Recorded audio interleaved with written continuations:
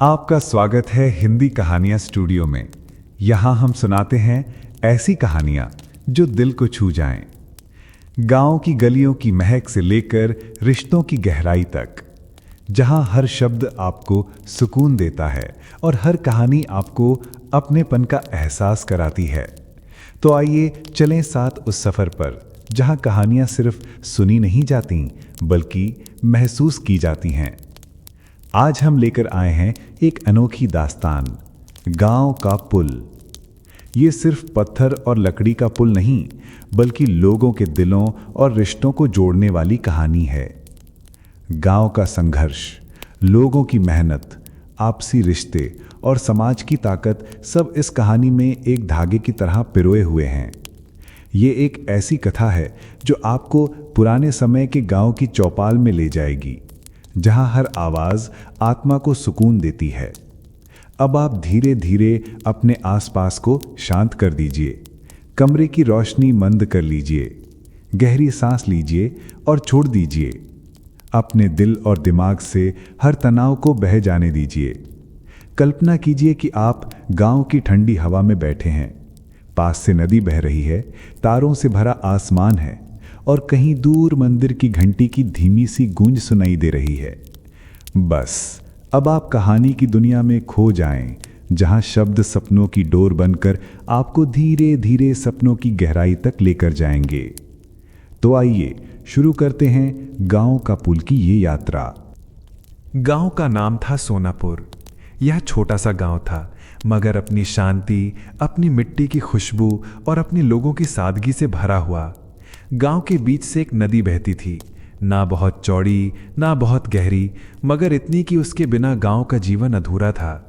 इस नदी के किनारे किनारे धान और गेहूं के खेत फैले हुए थे। दूर दूर तक हरियाली और शाम ढलने पर कोयल की आवाजें हवा में घुल जाती। गांव के दोनों किनारों को जोड़ता था एक पुराना लकड़ी और पत्थर का पुल। यह पुल किसी साधारण चीज की तरह नहीं देखा जाता था। वह पुल गांव की आत्मा था। उसी पर से बच्चे स्कूल जाते थे, किसान अपनी बैलगाड़ी खींचकर अनाज हाट तक पहुंचाते थे और औरतें नदी के उस पार से सब्जियां लेकर आती थीं। पुल सिर्फ एक रास्ता नहीं था, बल्कि रिश्तों का धागा था। लोग कहते थे, अगर पुल है तो गांव है, अगर पुल नहीं तो यह गांव अधूरा है। पुल बहुत पुराना था। कहते हैं कि इसे गांव के बुजुर्गों ने अपने हाथों से बनाया था। कोई सरकारी मदद नहीं, कोई ठेकेदार नहीं। गांव के हर घर ने एक एक दिन श्रमदान किया था। किसी ने लकड़ी दी, किसी ने पत्थर ढोए, किसी ने सिर्फ अपना पसीना। यही वजह थी कि उस पुल में सबकी आत्मा बसती थी। बचपन में जब छोटे बच्चे अपने दादाजी के साथ उस पुल पर चलते तो दादा अक्सर कहते, बेटा ये सिर्फ पुल नहीं है, ये हमारी हिम्मत है। इस पर जो भी कदम रखता है वो सिर्फ नदी नहीं पार करता, बल्कि एक कहानी पार करता है। कई शादियों में दूल्हा दुल्हन इसी पुल से होकर बारात के साथ गांव में आए थे। कई तीज त्योहार पर महिलाएं सज धज कर इसी पुल से होकर नदी के उस पर मंदिर तक जाती थीं। बच्चों की हंसी, बैलों की घंटियों की टनकार, मछुआरों की नावें, सब कुछ इस पुल के आसपास की धड़कन थी। लेकिन उस साल की बारिश अलग थी। आसमान जैसे महीनों का रोष एक ही हफ्ते में बरसा रहा था। बादल गरजते, नदी उफान पर आ जाती। गांव के बुजुर्ग कहते, इतनी बारिश हमने दशकों में नहीं देखी। नदी की धार तेज होती गई, लकड़ी के खंभे कांपने लगे, पत्थरों की गांठ लगने लगी। धीरे धीरे पुल का एक किनारा ढह गया। एक रात जब पूरा गांव बारिश की गड़गड़ाहट में सोया हुआ था, नदी ने अपनी ताकत दिखा दी। पुल का आधा हिस्सा बहने आया। सुबह जब गांव वाले चौपाल पर पहुंचे और देखा कि पुल टूटा पड़ा है, तो मानो सबकी सांसें रुक गईं। बच्चों के चेहरे उतर गए, किसान हैरान खड़े रह गए। औरतें घड़े लेकर नदी के किनारे बैठी, पर उन्हें समझ ही नहीं आया कि अब कैसे जाएंगी। एक बुढ़िया ने आह भरकर कहा, ये तो गांव का दिल ही टूट गया। पुल टूटने का मतलब था कि गांव अब दो हिस्सों में बंट गया। जो लोग नदी के इस पार थे, उन्हें उस पर जाना मुश्किल हो गया। नावें तो थीं, मगर वो सुरक्षित नहीं थीं और बरसाती धारा में हर कोई जोखिम नहीं उठा सकता था। बच्चे स्कूल नहीं जा पा रहे थे, किसान अपना अनाज हाट तक नहीं पहुंचा पा रहे थे, औरतें सब्जियां और दूध दूसरे पार बेचने नहीं जा पा रही थीं। रिश्तेदारों का आना जाना रुक गया। धीरे धीरे लोगों को लगने लगा जैसे सिर्फ पुल नहीं टूटा, बल्कि उनके रिश्ते भी टूटने लगे। मिलना जुलना कम हो गया। जो कभी एक साथ चौपाल पर बैठते थे अब अलग थलग पड़ गए। गांव में बातचीत भी बदल गई। अगर पुल होता तो काश पुल ठीक होता, अब कैसे होगा, हर घर की जुबान पर यही था। पुल टूटने से सिर्फ दूरी नहीं बढ़ी बल्कि गांव के मनों में पुरानी दरारें भी उभर आईं। जो परिवार पहले से ही एक दूसरे से नाराज थे अब मिलने का बहाना भी नहीं रहा। रामलाल और शंकर, दो भाई जो बरसों पहले जमीन के बंटवारे को लेकर लड़ पड़े थे, अब तो एक दूसरे से मिलते ही नहीं। पुल टूटा तो दोनों के खेत अलग अलग पार पड़ गए। लोग कहते थे, देखो अब तो नदी भी इन दोनों के बीच में आ गई है। विधवा गोमती जो हर हफ्ते अपने मायके जाती थी नदी के उस पार, अब अकेली हो गई। गायत्री जो हर सुबह नदी पार कर मंदिर जाती थी, अब चौपाल पर बैठी आंसू पोंछती रहती। गांव का तालमेल टूटने लगा। उसी समय गांव का सबसे बूढ़ा आदमी धर्मदास काका चौपाल पर आया। उसकी दाढ़ी सफेद थी, आंखें गहरी मगर शांत। लोग उसे चलता फिरता इतिहास कहते थे क्योंकि उसने गांव की हर कहानी देखी थी। धर्मदास ने टूटा पुल देखा, फिर गांव वालों की भीड़ को देखा और कहा, तुम सब सोचते हो कि पुल सिर्फ लकड़ी और पत्थरों का था, लेकिन असल में यह हमारे दिलों का पुल था। जब हमने इसे बनाया था तब हम सब एक थे। अब जब यह टूटा है तो ये हमें याद दिलाने आया है कि हम भीतर से भी बट गए हैं। गांव वाले चुप हो गए। उनके शब्दों ने दिल पर चोट की। धर्मदास की बात सुनकर कुछ नौजवान बोले, काका अब तो यह पुल दोबारा बनना मुश्किल है। इतने बड़े काम के लिए ना पैसे हैं ना ताकत। धर्मदास मुस्कुराया और बोला, जब यह पुल पहली बार बना था तब भी ना पैसे थे ना ताकत, तब भी सबने मिलकर बनाया था। यह पुल तुम्हारे हाथों में है, तुम्हारी नीयत में है। उसकी आवाज धीमी थी मगर पूरे गांव में गूंज गई। उस रात गांव में नींद किसी को नहीं आई। हर घर में लोग यही सोचते रहे, क्या सचमुच पुल फिर से बन सकता है? क्या सचमुच लोग फिर से एक हो सकते हैं? बाहर आसमान में चांद निकला था और उसकी रोशनी टूटी नदी पर चमक रही थी, मानो वह भी कह रहा हो, रास्ते कभी सचमुच बंद नहीं होते अगर दिल उन्हें जोड़ना चाहे। बरसात थम चुकी थी। आसमान अब साफ था। खेतों में धान की बालियां हवा में लहराने लगी थीं, पर गांव के लोगों के चेहरे पर वही बादल छाए थे जो अब भी दिलों पर भारी थे। पुल का टूटा होना सिर्फ एक रास्ता टूटना नहीं था, ये मानो रिश्तों का धागा टूट जाना था। गांव के दो भाई रामलाल और शंकर कभी साथ रहते थे, मगर जमीन के झगड़े ने उन्हें अलग कर दिया। रामलाल का खेत नदी के इस पार था, शंकर का उस पार। जब पुल था तो कभी कभार दोनों आमने सामने आ भी जाते थे।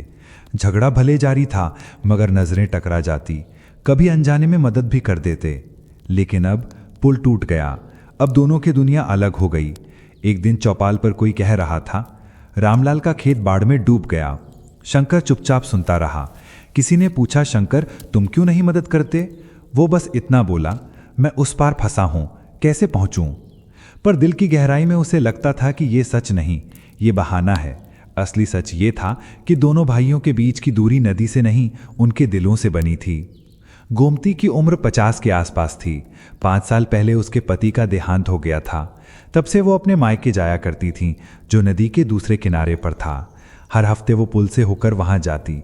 मायके में भाई और बहनें रहते थे जिनसे उसे सुकून मिलता, मगर अब रास्ता बंद हो गया। पहले वो नाव से जाने की सोचती थी, मगर धारा तेज थी और गांव वाले उसे मना कर देते। धीरे धीरे उसने जाना छोड़ दिया। एक शाम चौपाल पर बैठी वो रो रही थी। बगल में बैठी औरत ने पूछा, क्या हुआ बहन? गोमती बोली, अब तो लगता है मैं अकेली ही रह जाऊंगी। नदी ने मुझे अपनों से छीन लिया। उसकी आंखों के आंसू मानो पूरी चौपाल की खामोशी को और गहरा कर रहे थे। गायत्री गांव की सबसे धार्मिक औरत थी। हर सुबह सूरज निकलने से पहले वो नदी पार कर मंदिर जाती और वहां घंटी बजाती। लोग कहते थे कि अगर सुबह मंदिर की घंटी ना बजे तो दिन अधूरा लगता है। पुल टूटने के बाद मंदिर जाना नामुमकिन हो गया। गायत्री ने कई बार कोशिश की, मगर नदी की धार देखकर डर जाती। धीरे धीरे सुबह का गांव बदल गया। अब न मंदिर की घंटी बजती, ना सुबह का भजन सुनाई देता। लोगों ने कहना शुरू किया कि गांव से जैसे आशीर्वाद ही चला गया हो। गायत्री घर में बैठी बैठी मन ही मन भगवान से प्रार्थना करती, हे देव, हमें जोड़ दो, इस नदी की दूरी मिटा दो। गांव के बच्चे सबसे ज्यादा परेशान थे। उनका स्कूल नदी के उस पार था। पहले वे पुल से होकर हंसते खेलते जाते, अब सब ठप हो गया। कई दिन तक बच्चे घर में बैठे रहे। किताबें खुली मगर पढ़ाई में मन नहीं लगा। एक दिन मास्टर जी चौपाल पर आए और बोले, अगर बच्चे स्कूल नहीं जा पाएंगे तो उनका भविष्य अंधेरे में चला जाएगा। बच्चे रोने लगे, मास्टर जी हमें स्कूल जाना है। गांव वाले उनकी आंखों में आंसू देखकर चुप हो गए। उन मासूम चेहरों में जैसे पूरा गांव अपनी बेबसी देख रहा था। त्योहारों और शादी ब्याह में ढोल बजाने वाला बंसीराम अब उदास रहने लगा। पहले जब भी किसी पार शादी होती, वो पुल से होकर जाता और अपनी ढोलक की ताल से पूरे माहौल को जीवंत कर देता। अब शादियां तो होने लगी, मगर आधे रिश्तेदार ही पहुंच पाते। बंसीराम उस पार नहीं जा पाता। उसकी ढोलक चौपाल में कोने में पड़ी रहती। कभी कभी वो अकेले बैठकर ढोलक बजाता, मगर आवाज़ सुनकर गांव वाले और उदास हो जाते। जैसे वो ताल याद दिलाती कि पुल नहीं रहा तो खुशियों का रास्ता भी बंद हो गया। चौपाल पहले गांव का दिल था। लोग इकट्ठा होकर कहानियां सुनाते, गीत गाते और हंसी ठिठोली करते। पुल टूटने के बाद चौपाल की रौनक भी कम हो गई। लोग आते तो थे, मगर अब बातचीत सिर्फ एक ही विषय पर होती, पुल कब बनेगा, कैसे बनेगा, क्या हम बना पाएंगे। हर सवाल का कोई जवाब नहीं था। बच्चे खेलना छोड़ देते, बुजुर्ग चुपचाप बीड़ी फूकते रहते। चौपाल की हंसी गायब हो चुकी थी। धर्मदास काका रोज शाम को चौपाल पर बैठते और सबको देखते। उनकी आंखें कहती कि ये गांव बदल रहा है, जैसे धीरे धीरे आत्मा खोता जा रहा है। वे अक्सर कहते कि पुल टूटा है, मगर उससे भी बड़ा खतरा है कि हमारे दिल टूट रहे हैं। कई लोग उनकी बात सुनते, कहीं हंसकर टाल देते, मगर काका जानते थे कि अगर गांव ने जल्दी कुछ ना किया तो ये दरार गहरी हो जाएगी। एक दिन गांव की एक औरत दूध का मटका लेकर नदी पार करना चाहती थी। नाव वाला बोला, बहन धारा तेज है, नहीं ले जा सकता। औरत रो पड़ी, उधर मेरा बच्चा बीमार है, उसे दूध चाहिए। गांव वाले इकट्ठा हो गए। आखिरकार दो नवयुवकों ने जान जोखिम में डालकर नाव खेई और दूध पहुंचा आए। उस दिन सबको एहसास हुआ कि पुल का टूटना सिर्फ एक असुविधा नहीं, बल्कि जिंदगी और मौत का सवाल भी बन सकता है। धीरे धीरे हफ्ते बीतने लगे। लोगों का धैर्य कम होने लगा। न रिश्तेदार आ पा रहे थे, न व्यापार चल रहा था। हर घर में चिंता, हर दिल में थकान। गांव जैसे सांस रोककर खड़ा था। सबको लगता कि अब आगे क्या होगा। इन्हीं हालातों में एक दिन धर्मदास काका ने चौपाल पर फिर से सभा बुलाई। उन्होंने सबको एक कहानी सुनाई। जब मैं जवान था तब ये पुल हमने बनाया था। हमारे पास ना पैसा था ना साधन, बस हमारी एकता थी। आज तुम कहते हो कि हम अकेले कुछ नहीं कर सकते, पर याद रखो अकेला आदमी कुछ नहीं कर सकता, मगर पूरा समाज कर सकता है। अगर हम सब मिलकर फिर से पुल बनाएं तो ये सिर्फ रास्ता नहीं जोड़ेगा, ये हमारे रिश्तों को भी जोड़ेगा। लोग उनकी बात सुनते रहे। किसी की आंखों में चमक लौटी, किसी के चेहरे पर अब भी संदेह था, मगर ये सच था, गांव को फैसला लेना ही होगा। उस रात गांव में पहली बार हल्की उम्मीद की सरसराहट थी। लोगों ने सोचा, शायद अगर हम सब मिलें तो पुल फिर से बन सकता है। बाहर नदी चांदनी में चमक रही थी। उसकी लहरें जैसे कह रही थीं, मैं तुम्हें अलग करने नहीं आई, मैं तो चाहती हूं कि तुम और मजबूत होकर जुड़ो। बरसात के बाद की ठंडी सुबह थी। आसमान में हल्की धुंध फैली हुई थी। चौपाल पर गांव के लोग इकट्ठा थे। चेहरे थके हुए, मगर आंखों में सवाल थे। सब धर्मदास काका की ओर देख रहे थे। काका ने अपनी छड़ी जमीन पर टिकाई और गहरी सांस ली। बेटा लोगों, समय आ गया है। अब हमें तय करना होगा कि हम सिर्फ शिकायत करेंगे या काम भी करेंगे। लोगों के कान खड़े हो गए। चौपाल में खामोशी छा गई। सिर्फ पास के नीम के पेड़ से कोयल की आवाज आ रही थी। काका बोले, पुल टूटा तो हमारे रिश्ते भी टूटे, पर याद रखो, जब ये पुल पहली बार बना था तब न कोई सरकार थी न कोई ठेकेदार। ये हमारे हाथों से बना था। अब अगर हमें इसे फिर से बनाना है तो हमें फिर से वैसे ही एक होना होगा। रामलाल ने सिर खुजाते हुए कहा, काका, अब जमाना बदल गया है। आजकल तो बिना पैसे कोई काम नहीं होता। धर्मदास मुस्कुराए, रामलाल, पैसे से पुल नहीं बनते, पैसे से तो ईंट और पत्थर खरीदे जाते हैं, पुल बनता है दिलों से। उनकी आवाज़ में ऐसी दृढ़ता थी कि भीड़ में खुसुर फुसुर शुरू हो गई। गांव के नौजवान आगे आए। मोहन, जो सबसे तेज और मेहनती माना जाता था, बोला, अगर काका कहते हैं कि पुल बन सकता है तो हम मेहनत करने को तैयार हैं। हम लकड़ी काटेंगे, पत्थर ढोएंगे, बस हमें राह दिखाइए। दूसरे नौजवान भी उसकी हाँ में हाँ मिलाने लगे। हाँ, हम साथ देंगे, हम दिन रात काम करेंगे। ये सुनकर काका की आंखों में चमक आ गई। उन्होंने कहा, बेटा, यही जोश चाहिए। जब जवान आगे बढ़ेंगे तो बुजुर्ग भी साथ देंगे और औरतें भी। तभी गायत्री उठी, जिसकी सुबह की प्रार्थना अब छिन चुकी थी। उसने कहा, अगर पुल फिर से बनेगा तो हम औरतें भी पीछे नहीं हटेंगी। हम खाना बनाएंगी, पानी लाएंगी और जहां जरूरत होगी वहां हाथ भी बटाएंगी। ये काम सिर्फ मर्दों का नहीं, पूरे गांव का है। भीड़ में तालियां गूंज उठीं। गायत्री की बात ने सबके दिल को छू लिया। धर्मदास काका ने कहा, काम बड़ा है मगर नामुमकिन नहीं।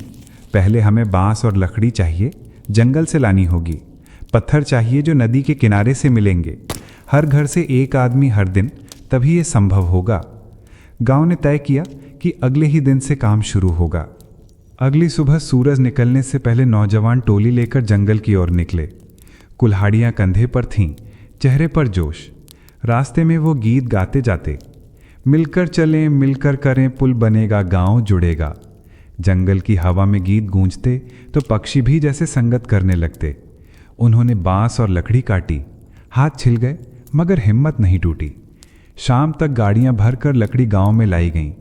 गांव के बच्चे तालियां बजाने लगे, देखो हमारा पुल बनने वाला है। दूसरे दिन औरतें नदी किनारे गईं। उन्होंने चुन्नियों को कमर में बांधा और पत्थर उठाने लगीं।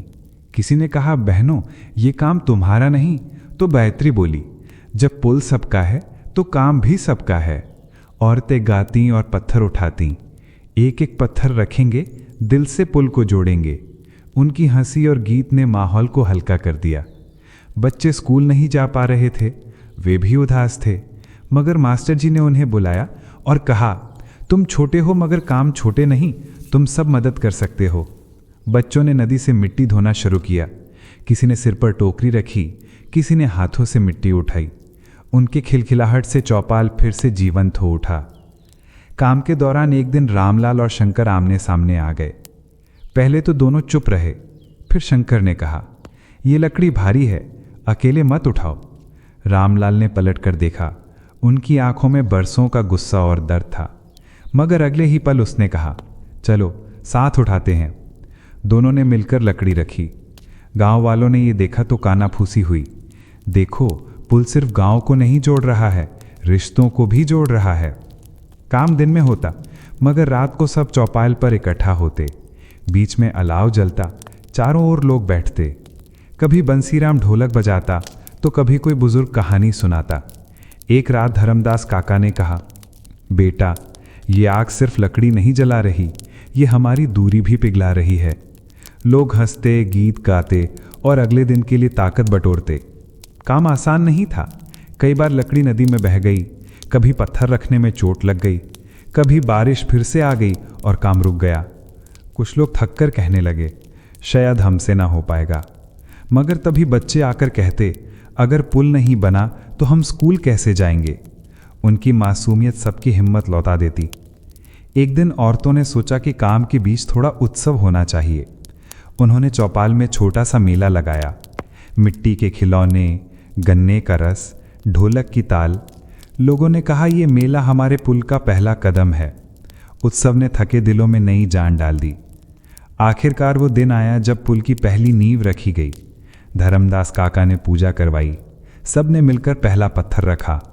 गायत्री ने घंटी बजाई, बंसीराम ने ढोलक बजाई। बच्चे नाचने लगे।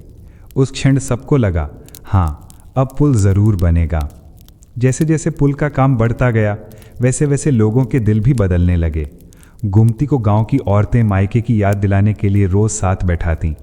रामलाल और शंकर साथ साथ पत्थर रखते। गायत्री की प्रार्थना फिर से गूंजने लगी।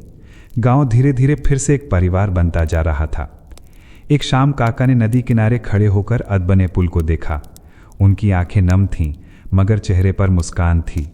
वे बुदबुदाए, ये पुल सिर्फ रास्ता नहीं, ये हमारी आत्मा है। जब तक हम इसे बना सकते हैं, तब तक ये गांव जिंदा है। उस रात गांव में नींद सुकून भरी थी। लोगों ने बरसों बाद चैन की सांस ली। आसमान में चांद चमक रहा था और उसकी रोशनी अधबने पुल पर पड़ रही थी, मानो कह रही हो, अभी सफर बाकी है मगर मंजिल नजदीक है। बरसात अब थम चुकी थी। आसमान साफ था और सूरज की सुनहरी किरणें गांव पर बिखरी हुई थीं। अधबने पुल के पत्थरों पर ओस की चमक थी। हवा में एक ताजगी थी जैसे पूरा गांव नई सांस ले रहा हो। धर्मदास काका छड़ी टेकते हुए पुल के किनारे पहुंचे। उन्होंने देखा कि बच्चे मिट्टी ढो रहे हैं, औरतें पत्थरों को सीधा रख रही हैं और नौजवान लकड़ियों को कस रहे हैं। उनकी आंखें भर आईं। उन्होंने सोचा, जब गांव ऐसे एक हो जाए तो कौन सी ताकत हमें रोक सकती है। पुल अब लगभग बन चुका था, सिर्फ बीच का हिस्सा बाकी था, वही सबसे कठिन हिस्सा जहां लकड़ी और बांस को कसकर जोड़ना था ताकि पुल मजबूत बने। मोहन ने अपनी टोली को पुकारा, भाइयों, आज हमें अपनी जान लगा देनी होगी। अगर ये हिस्सा जुड़ गया तो पुल खड़ा हो जाएगा। रामलाल और शंकर भी आगे आए। शंकर बोला, चलो आज साथ काम करें, ये पुल हमारा भी इम्तहान है। सूरज चढ़ चुका था, नदी की लहरें तेज थीं। नौजवान रस्सियों से लकड़ी बांध रहे थे, औरतें किनारे से पानी निकाल रही थीं ताकि काम आसान हो। अचानक एक लकड़ी फिसलकर नदी में बह गई। भीड़ में हलचल मच गई। किसी ने कहा, अब तो सब बेकार हो जाएगा। तभी मोहन ने छलांग लगा दी। तेज धारा में वो लकड़ी पकड़ने लगा। गांव वाले चिल्लाए, सावधान, धारा तेज है। मगर मोहन ने पूरी ताकत से वो लकड़ी किनारे ला दी। लोगों ने तालियां बजाईं। धर्मदास काका ने कहा, याद रखो बेटा, यही हिम्मत पुल को खड़ा करेगी। शाम ढल रही थी। गायत्री ने नदी किनारे दीप जलाए। उसने हाथ जोड़कर कहा, हे गंगा मैया, इस पुल को आशीर्वाद दो। जैसे ये दोनों किनारों को जोड़ता है वैसे ही हमारे दिलों को भी जोड़ता रहे। उसकी आवाज में ऐसी शक्ति थी कि सबकी थकान मिट गई। लोग फिर से जुट गए। अगली सुबह सब इकट्ठा हुए। धर्मदास काका ने कहा, आज वो दिन है जब हमारी मेहनत रंग लाएगी। जो पहला पत्थर हमने रखा था वही आज आखिरी पत्थर बनेगा। सबके सामने रामलाल और शंकर ने मिलकर वो पत्थर उठाया। दोनों ने उसे पुल के बीच में रखा और एक दूसरे की आंखों में देखा। बरसों का झगड़ा उस एक पल में पिघल गया। गांव तालियों से गूंज उठा, पुल बन गया, पुल बन गया। कुछ ही दिनों बाद पुल पूरी तरह तैयार हो गया। गांव ने तय किया कि इसका उद्घाटन पूरे उत्सव के साथ होगा। चौपाल सजाई गई, औरतों ने फूलों के तोरण बनाए, बच्चों ने रंगोली डाली। बंसीराम ढोलक बजा रहा था, धर्मदास काका ने नारियल फोड़ा, फिर गायत्री ने घंटी बजाई और पुल पर दीप रखे। गांव वालों ने पहली बार पुल पार किया। किसी ने कहा जैसे नया जीवन मिल गया हो, किसी ने कहा अब बच्चे फिर से स्कूल जा पाएंगे, किसी ने कहा अब बहुएं अपने मायके जा पाएंगी। गोमती जो बरसों से मायके नहीं जा पाई थी, पुल पार करके अपनी मां से मिली। दोनों रो पड़ी। गांव की औरतें भी भावुक हो गई। रामलाल और शंकर चौपाल में साथ बैठे।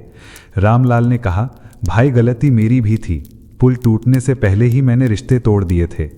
शंकर ने हाथ पकड़कर कहा, अब पुल भी जुड़ गया और हम भी। धर्मदास काका ये देख मुस्कराए। उनकी आंखें कह रही थीं, यही तो असली जीत है। पुल के पूरे होने की खुशी में गांव ने मेला लगाया। ढोल नगाड़े बजे, बच्चों ने खेल खेले, औरतों ने गाना गाया। पुल बने दिलों का, जुड़े गांव गांव का, हम मिलकर आगे बढ़ें। गांव वाले नाचने लगे। नदी किनारे दीप तहराए गए। पूरा आकाश रोशनी से भर गया। उत्सव के बीच धर्मदास काका ने सबको इकट्ठा किया। उन्होंने कहा, बेटा लोगों, याद रखना, ये पुल सिर्फ लकड़ी और पत्थर का नहीं है, ये हमारी मेहनत, हमारी एकता और हमारी आत्मा का पुल है। जब तक हम साथ रहेंगे ये पुल मजबूत रहेगा। अगर दिल टूटे तो पुल भी टूट जाएगा।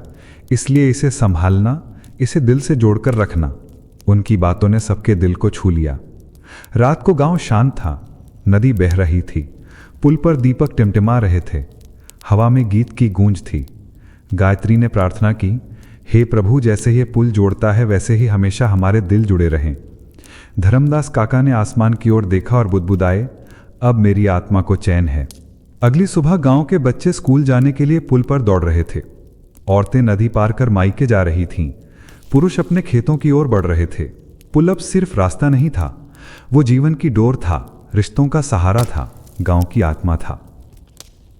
जब लोग बंट जाते हैं तो पुल भी टूट जाते हैं, और जब लोग जुड़ जाते हैं तो पत्थर भी दिल बन जाते हैं। गांव का असली पुल वो है जो दिलों को जोड़ता है। कहानी यहीं पूरी होती है। उम्मीद है कि ये सफ़र आपको सुकून, अपनापन और नींद की हल्की सी मिठास दे गया होगा। अब अपनी आंखें बंद कीजिए, गहरी सांस लीजिए और धीरे धीरे सपनों की दुनिया में खो जाइए। फिर मिलेंगे एक नई कहानी के साथ। अगर आपको ये कहानी पसंद आई हो तो चैनल हिंदी कहानियां स्टूडियो को सब्सक्राइब करना ना भूलें, ताकि आगे भी हम साथ में सपनों की इस प्यारी दुनिया में लौट सकें। शुभ रात्रि, मीठे सपनों के साथ।